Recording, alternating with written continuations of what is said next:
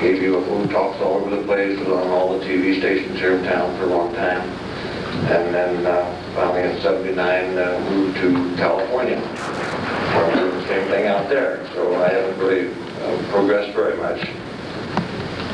After hearing Mary's talk and her experience, I've come to the conclusion that anyone who goes to a psychiatrist ought to have their head examined.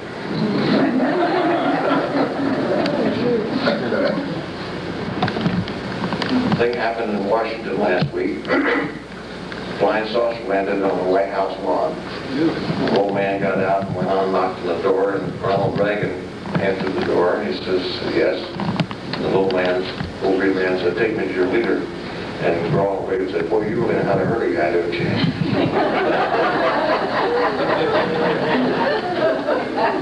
You gotta laugh at it, or we'll take it serious. By education, I'm an electrical engineer. And vocation for many years, worked for Motorola Company as from engineer to regional national service manager. I am an ordained minister in the Prosperous, as you mentioned. But mainly my main effort in life is investigating UFOs. I saw my first one in 1950. Had my first contact with them in 1959. And verbal contact, not physical, verbal contact since. I'm a friend of Whitley Strieber, the fellow who wrote Communion, and has recently come out with Transformation. In fact, I had dinner with him on August 18th for about 4 hours and talked. And I was on a TV program with him just a week ago Friday in Los Angeles. It's called The Late Show. I think it comes through here on CNN News, I believe. Anyway, I have a tape of it with me, a video tape. I think you guys should see it. He was on today. Right? He was on today on CNN. Did you see it today? So I saw him. Yeah. But he's come up with some interesting ideas about this phenomenon, especially his phenomenon. And that is, they purposely stayed away from politicians, government officials, the medical community, and the scientific community. Because these are the people that create dogma. They try to tell you what to think instead of how to think. And so the energy or the intelligences behind the UFO phenomena, or flying saucers, I prefer to call them, is to let each one of us interpret from our own experience what this is going to mean to us. And I feel that in my own personal experience, it took me away from Orthodox religion, because I found out that they were not telling me the truth. I found out later on. To the extent, I'm just going to lay this on you, I'm going to argue with you about it, or even have you want to believe me about it. But this is my bottom line about religion, that God is not a noun, God is a verb. It's a faceless, formless force. It is not a thing. And the ideas about Jesus coming here and teaching is fine. Great philosophy. Jesus, as the man, died and went away. He was called the Christ consciousness, which means it's a title. It's the consciousness knowing that I and the Father are one. That's what he represented. He demonstrated on the Easter experience. So consequently, Jesus died, Christ didn't die. So be careful what you say. Christ did not die on the cross, Jesus died on the cross. Because the Christ consciousness is still within each one of us, ready to be, waiting to be recognized, and that will be the second coming of the Christ when you understand it within yourself. Jesus is not coming back on a flying saucer. I'll bet money on it. Okay, the other thing is happening. I was the Southern California representative or field investigator for the Aerial Phenomena Research Organization called APRO. Some of you may have got the hole in your head belonging to over the years. Cora Lorenzen passed away just about a year ago now. And her husband a year before that, and her daughter somewhere in between. The whole family all of a sudden within a year's time passed away. It became a nonprofit scientific investigative organization in 1970. And so the board of directors don't know what to do yet with the material they have. And it probably, in fact, it was the oldest investigative organization on UFOs, even older than Project Blue Book with the government. They haven't decided what they're going to do. But I think there's going to be some valuable use made of the information that they have collected over the years. Now, there's a lot of people going around now talking about crashes and government cover-up. I'm going to suggest that maybe we spend less time trying to find out if the government covered up something or not, and investigate what's happening to us now and looking to the future.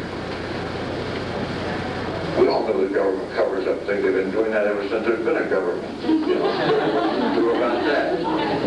Just so happened to be a flying saucer, you know, it's something else again. There's several people going around now talking, claiming to be ex-CIA agents, which is fine. No, the CIA has no power or official capacity in the what do you call the states, in the United States itself. They do things in the other countries. However, they don't have power to do things there, but they can report back to the people who do. So they're going around giving the various kinds of lectures, saying, well, what did you see, and this is what we saw. And I think they're reporting back what people know. Now, what does the government know? I've come to this conclusion. I'm not going to lay it on you other than to say this is my bottom line, is the government may have more sighting information, they may have more hardware, they may have more information about all of this activity around the world, but they don't know any more about the origin of these things than you and I know about them. But they don't want you to know that they don't know. Because Big Brother has to be in charge, right? So let them have their fun. The Air Force themselves are what I call a victim. All of their investigation was signaled by another agency. It could be the Secret Service, the CIA, I don't know who it could be. But some higher intelligence gathering organization within the government. And then they did this thing in Boulder, remember, back in 1968, 69, they had the committee and $500,000, and a year and a half later said, well, there's nothing there, we're going to forget it. That made it official. The Air Force was out of it. And lucky for them, that they can concentrate on Russians and some of these other people.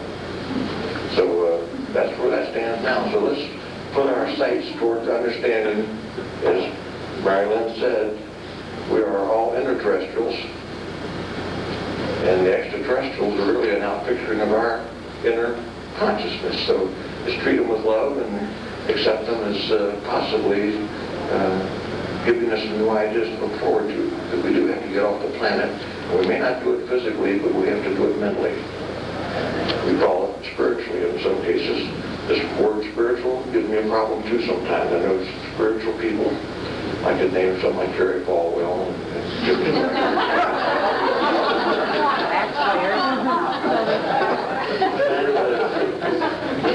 I was going to nominate some of these people Bigot of the Year, but I thought it might give the word bigot a bad name, so I didn't want to do that.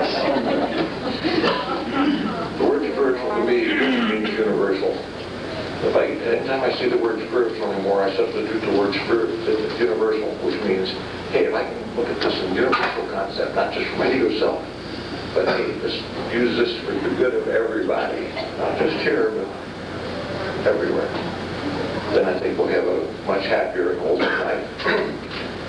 I'm not going to bore you with any more. If you want to ask questions later or talk, I'll be happy to do that. So thank you for your attention, and it's been nice visiting here in Denver. Thank you.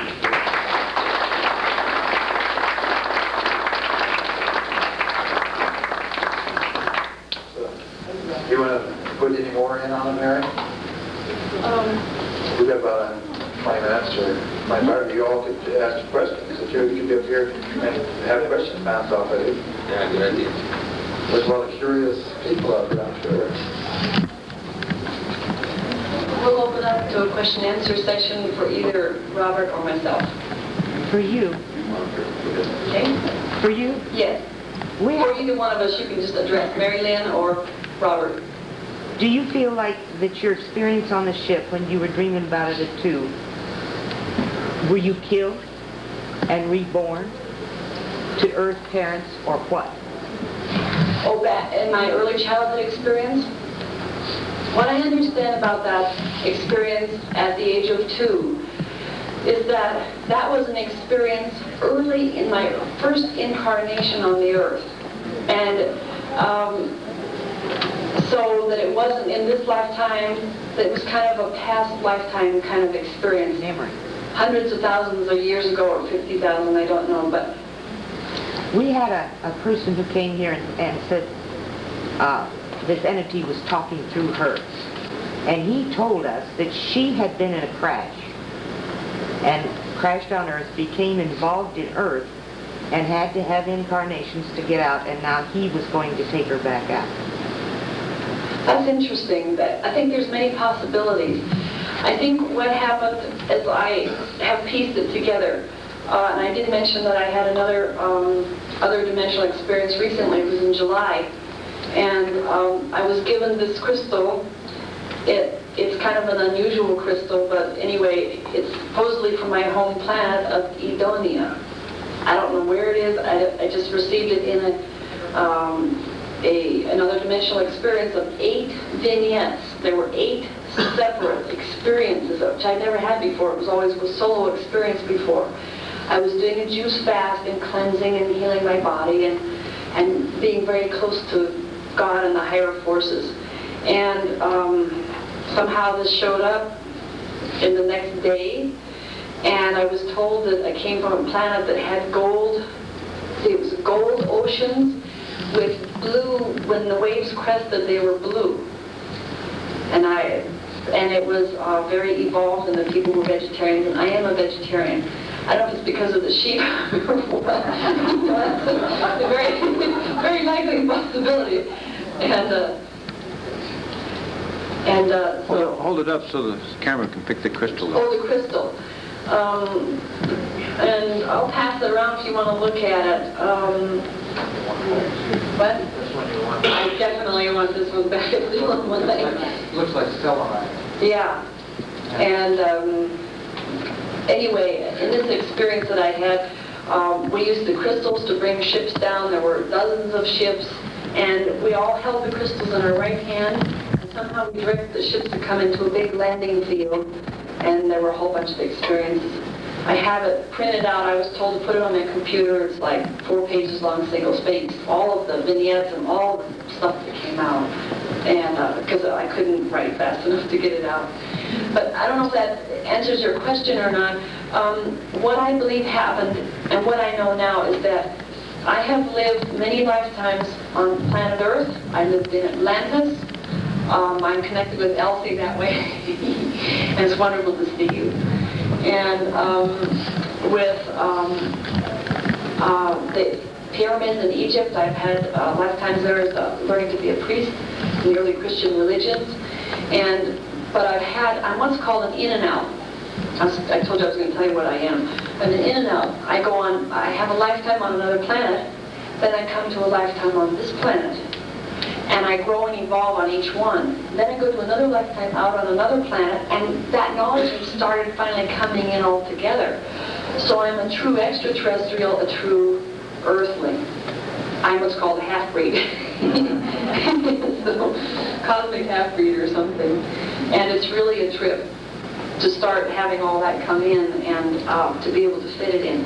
But I work with concept, I don't know if I could show it on the board or not, but the idea of keeping my head in heaven and my feet firmly on the ground. That's really been a lesson to learn how to do that. Is this your last incarnation?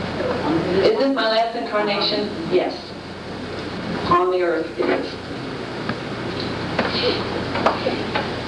What do you understand the difference or the relation between star people and stars? Starseed are basically the same thing as star people. As I understand it, there's Starseed 1 and Starseed 2. This is my own understanding. If somebody has a better explanation, that's fine. Starseed 1 are the ones who had both parents were extraterrestrials. This is like maybe 100,000 years ago. the stars see two. One parent was an original Earthling, and the other parent was an extraterrestrial, and they're called the star helpers. They help the star people. My husband is a star helper. He has helped me live here and be sane here and help get my feet on the ground, or I don't know where I would be. We've been married for 5 years. We met at a support group meeting for alcoholics, and he's 1 week sober ahead of me. And it's just totally perfect relationship, but he has really been, has helped me learn how to keep my feet on the ground and my head in heaven. Any other questions for Robert or anyone? Yes. Well, what are you astrologically? I'm a double Leo. I type blonde-haired people as Leos, just, they couldn't all be, but Leo the lion, you know. That's funny. I'd see you were Sagittarius or something, too, for... I have Jupiter in Sagittarius. I'm a Sagittarius. Oh, there's the other Sagittarius. And I have Venus and Uranus conjunct in Gemini, and 4 planets in Gemini, Moon in Taurus. Well, no wonder you're all split. That's what I found out. You were born split. Your father didn't split you. I didn't split. That's right. And I chose to come into my father and my mother and my environment like we all do. We don't like, when I heard that idea, I didn't want to hear about it. But it really helped me to process out and clear out. I came into that family so that I could experience what it's really like to be abused, to live in a very difficult environment, to grow up and to transcend that, and then to be a leader, teacher, healer, counselor, and help other people move out of that. Gently, lovingly, joyously, to recover. I got one comment I want to make about that jumping ahead in time. We had some experiences like that in California. We did notice at the time, all of our electric clocks, as you know, maybe you don't know, but it's an electrical fact, that they are regulated by the frequency of the electrical energy coming out of the wall plug, 60 hertz per second. Precisely, it doesn't vary one little iota in the whole year. That's what makes those clocks work. And they'll work at 100 volts, they'll work at 90 volts, they'll work at 130 volts. The voltage doesn't matter. It's strictly the frequency. And in those areas where there was a jump ahead in time, the extraterrestrial thing in its revolution increased the frequency in those areas to 128 hertz, and so it made the clock go faster. And we measured that in one instance. It's interesting to see, it's always 10-minute intervals. All these things are always 10. I get language of light inputs from extraterrestrials, and it's always a 10-minute interval or a 20 minutes. It's all 4 of 10 at a time. The same thing happens with a lot of people that go through time warps. It's always 10 minutes. A 10-minute interval on the clock is only a 5-minute interval in actual time here because they doubled the frequency. And we also noticed that the battery-operated clocks didn't do that. They didn't advance. It would only be ones out of the power system. I wonder if the pendulum clocks changed. The pendulum clocks. I wonder if they were... We didn't have any of those. We had a bunch of the battery-operated ones. You had questions? Yeah. Well, I think I have a hand up. I just wanted to make an observation that if I'm wearing a watch and I'm in a deep meditative state, my watch will stop. And if I'm doing that over a period of time, it doesn't work at all. I have to start again. So That's obviously magnetizing the mechanism somewhere down. that occurs with me. But I wanted to go back to something that you said when you finally said, because it was clear to me all the way through that you were choosing all the experiences in your life. But when you finally said that just now, I was interested because it sounded to me as though you were saying, I chose to come back to continue an experience which was unfinished, and yet I felt I wanted to totally experience it. And when you said, I needed to go through all these things and also go through the healing and so on so that I could help others, do you feel that that's why you continued to come back? Because obviously you had the choice of not doing that. I feel perhaps that I'm part of what the Christ, Jesus the Christ, the Master, has called a celestial speed up. that's going on right now. And certain people were called back that were not necessarily supposed to be here. And didn't really want to come in here. Has anybody had rebirthing done? Rebirthing experience? It's fabulous experience of conscious connected breathing. It's a yogic type of breathing, but it works in the Western culture. And I had that done just for fun of it and experience. And what happened to me, I did go back to coming into this incarnation, and I was fighting, I was kicking and screaming all the way as I was finally coming down the chute, the time tunnel chute. And I was kicking and screaming, I don't want to go, I don't want to go, I don't want to come back. Because I knew what I had committed myself to do. And so I came in kicking and screaming right from the beginning. You think you did that every lifetime? It's possible. It's possible. That's why I was asking, because you said you came to this planet and then you went to other planets and so on, came back and forth. But there must have been some resolve somewhere in you, some choice, some preference that said, I'm going to do this somehow. Yeah. Well, the reason all of us are here is to experience experience. Exactly. Right. Exactly. And so something wasn't finished. Yes, right. And so this is my last lifetime to resolve everything on the earth in this lifetime, and to keep evolving toward total mastery. Clear. Did you see that in the paper where the little baby was born in France? And it popped out and said, "Not again." The doctors and nurses just about fainted. They said they're watching him close.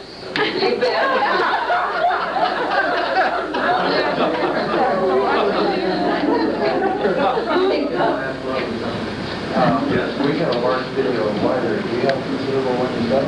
Well, not considerable, but it's mainly of TV interviews that people have done. But we're going to have to hear that you've got the goat breeds on video. I've been trying to get that. We're going to have to do some trade. I'll be around here for about 3 more weeks, so we'll get together. Yes? Robert, would you make a comment about the organization or whatever it is that you started? I didn't catch the name of it. The Prosperos, the question was, will I make some remarks about the Prosperos? Was an organization chartered in 1956 by the Dean Thane Walker. Some of you may have heard of him and been to classes here in Denver. He was quite active while I was here. It's a fourth way school in the spirit of Gurdjieff. And it's not a fourth way school, actually it's the vehicle for a fourth way school. To get away from the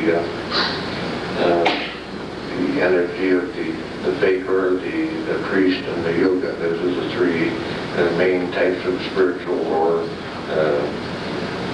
philosophical. A fourth way school actually is the vehicle for a fourth way school. To get away from the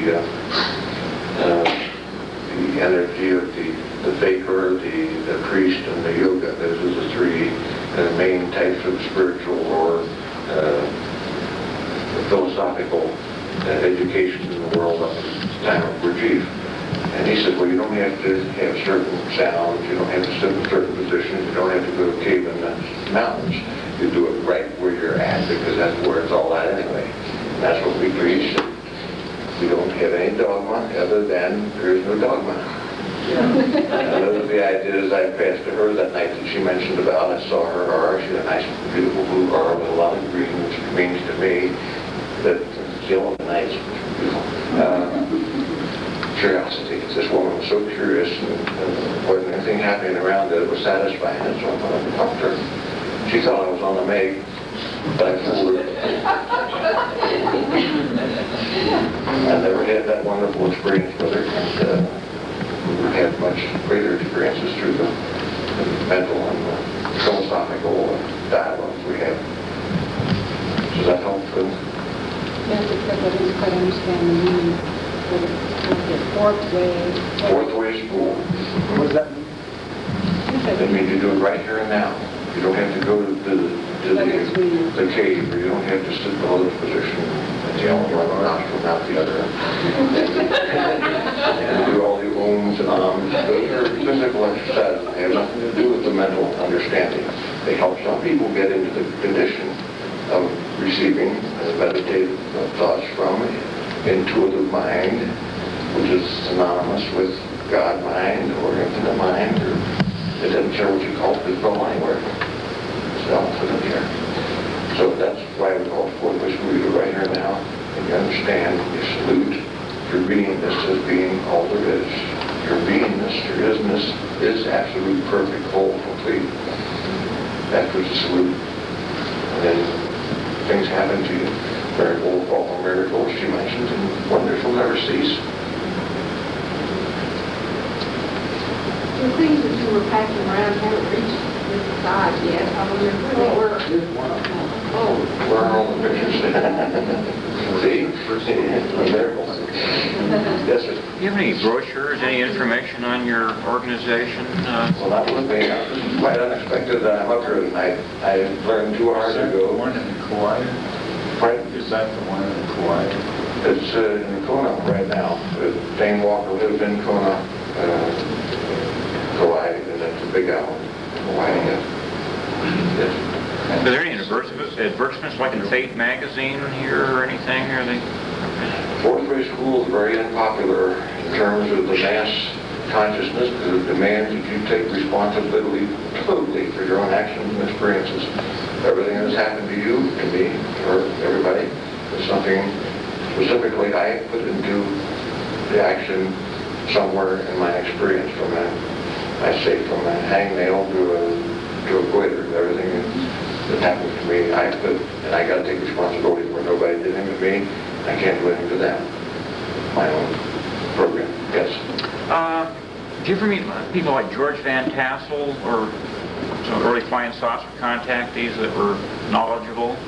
Did you talk with them? Or? Yeah, I know George very well personally over the years. George was mainly caught up in just the physical, I call it metaphysical relationship between three-dimensional world and the saucer world. George said some very good things. He was a very fine man and had some very interesting revelations, mainly in the physical or scientific sense. He built some things, I don't know if you've been out to Giant Rock or out in the Delta Valley in California now. He was his headquarters. He built what he called the Integratron. Great big dome-shaped building, completely out of wood, pegs, no metal in it anywhere. And supposedly as you walk through there, it would cleanse you, quote, spiritually, so you'd be a better person for the universe. Did you hear of a device, or you receive the information maybe from space people that for making rain? I think it was a lady told me it's that's you could put out forest fires or something like that. It's what you need instead of burning the forest down. There's a man named James Constable. He wrote a book. Cosmic Pulse of Life. Pardon? They live in the sky. They live in the sky, yeah. He wrote it. He didn't use the name Constable. Trevor James. Trevor James Constable. He now has a book out called, can't think of the name of it right now. A Cosmic Pulse of Life is the big one that he Cosmic put Pulse of out. Life, yes. He has also has a video showing his techniques of doing that to create rain all over anywhere he wants to. He's trying to sell it to the United States government, and they're not interested. He's been doing it to some of the foreign governments in Asia. They've been very interested. As they usually are, yes. One more. Well, connected with that again, with you and Mary, Constable's using Wilhelm Reich's Cloudbuster, and also Reich was, the psychoanalyst, was into sexual therapy and all that stuff. He got busted for a little bit of everything. Have you studied Reich or orgone therapy or orgonomy? I have one of those orgone blankets I use at least once a week at home. Helps me keep my 16-year-old appearance and attitude, Yes, sir. Mary, do you remember more about the ship crash, personally? Didn't hear the question? Do you remember any more about the ship crash? I don't, except that, no, I would have to say no at this point. Do you have any feedback? Do you know how many people were aboard? Just the three of us. It was a small craft. And my mother and dad were scientific investigators, and were just investigating the Earth as I knew it. Do you have any idea what happened to them?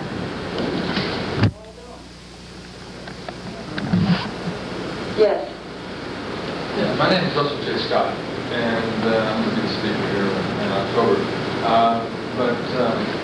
For one thing, there is a government agency called Project Science, U.S. Air Force, and they are continuing investigation of the UFOs. That was one of the early, They revised it. I didn't know Because that. I was a member of it. It was signed, oh really? Yes. Project Sign and Grudge, and then that became Blue Book. Yeah, and then they jumped back to science. They were trying to throw the public off. All right, that's not the Air Force, is it? Yes, it is. It is the Air Force. Yes.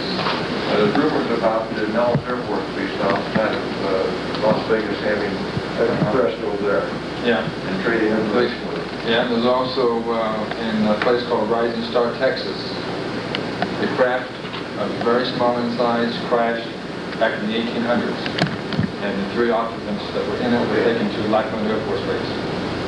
Might be I yours. just heard that didn't back now. Yeah. Thank you.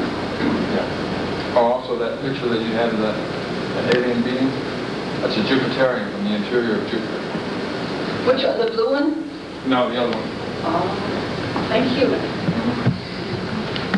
Oh, and Mr. Scott that was just speaking, he's looking for the hollow Earth opening. Does inner Earth? Have you seen anything like that in your projections, that you were like inside our Earth rather than on another planet or inner dimensions? Or yes, or I don't feel that my experiences are related to the inner Earth. I do believe there is life there. I don't relate to experiences there.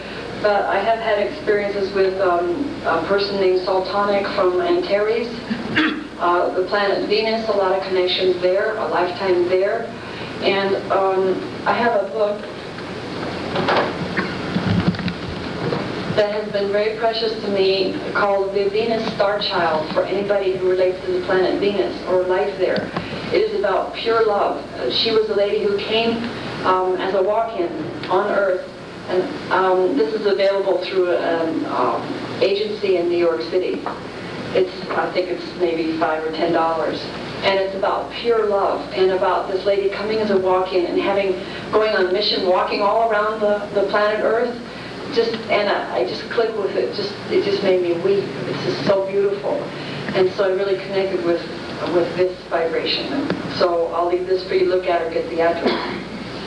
And I'm also connected with the Pleiades, play at ease, because the Pleiadians are full of joy and life and love. And I had a connection with the Pleiadians when they made an earlier visit to Billy Meyer in Switzerland.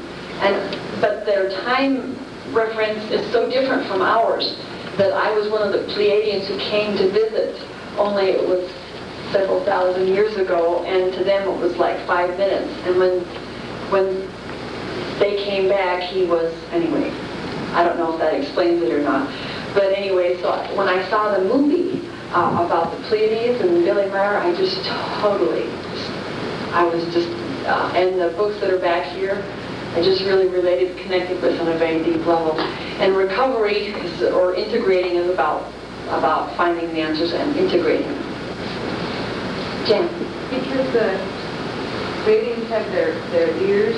When you were a kid, did you feel like you had 2 ears?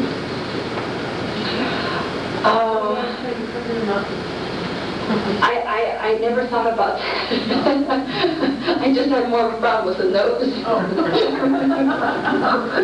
I'm trying to get those jobs done and everything.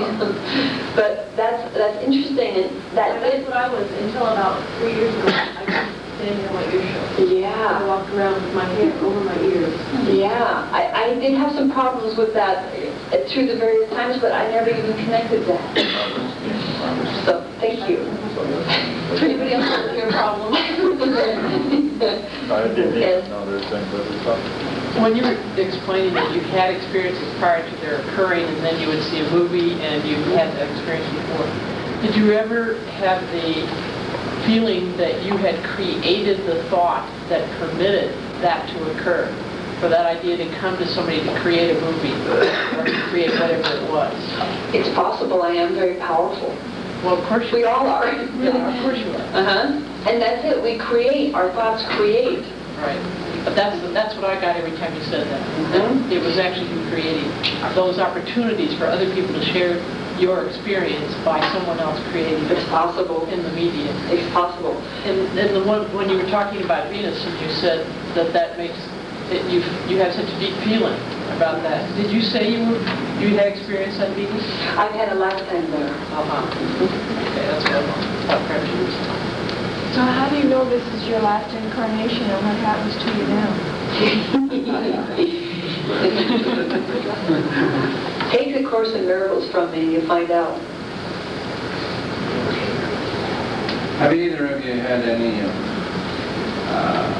information about this planet, its future, the projections of atomic energy and all this stuff that we hear about overpopulation and that sort of thing? Have either of you had any Loaded question. insight into that? That's another 2-hour answer. Yeah. Early in the investigation of flying saucers, the contactees were saying they were watching us because they were afraid we might blow ourselves up because of our atomic experiments. They wanted to save us from ourselves. They wanted to save us from putting a lot of debris in the solar system that would interfere with commerce, which was going on there all the time anyway.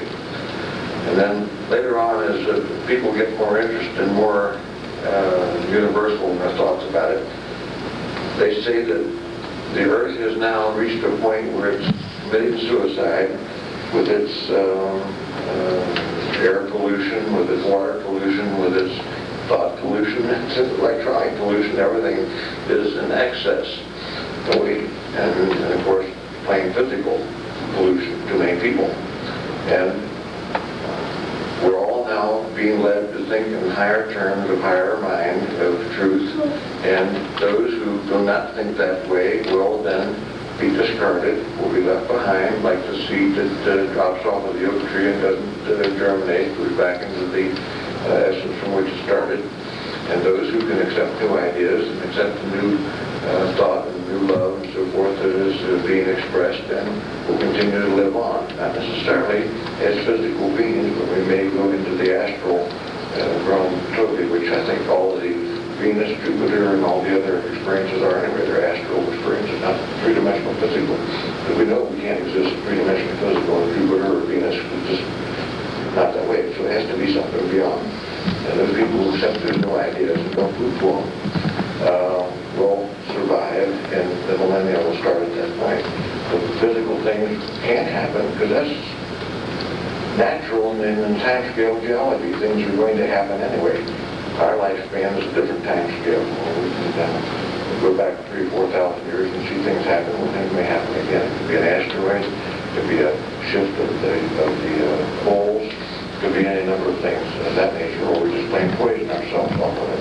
And those of us who have a more universal look at it will survive. Right? That'll be the last question. Yeah, I'll talk about that.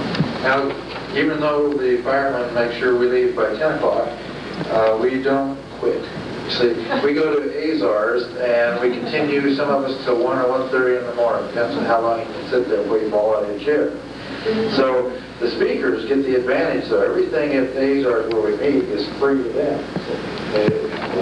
The club picks that up. So, and this is kind of great, so that we can hear more from the speakers, and the rest of you get to know them more. So people will pick your brains. You know, it's just a great time, great contact. Actually, we have more fun at Azars than we do here. So, now one of the arrangements we have with the people who run the firehouse, they set out all these chairs for us if we pick them all up to that back and put them against the wall. So we've got books to buy over there, visiting to do, chairs to pick up and put against the wall, handouts to get, because I don't want to take all that stuff home. So get a bunch of those handouts and take them off, and we'll see you over at Azars. Now I'll tell you where it is.